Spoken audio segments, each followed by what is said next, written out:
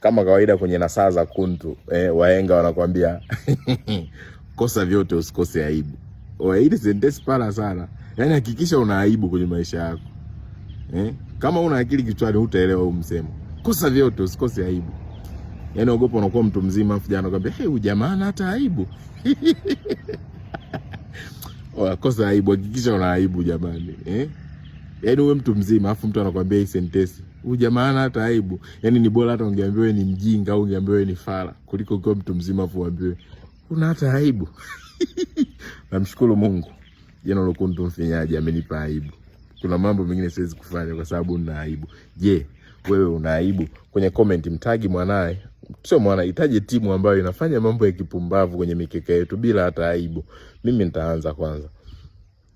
Sijui ni Galatasaray jana. Mtanguliza chuma 4 afu arudishe. Tagi timu ambayo haina hata aibu kwenye mikeka yetu.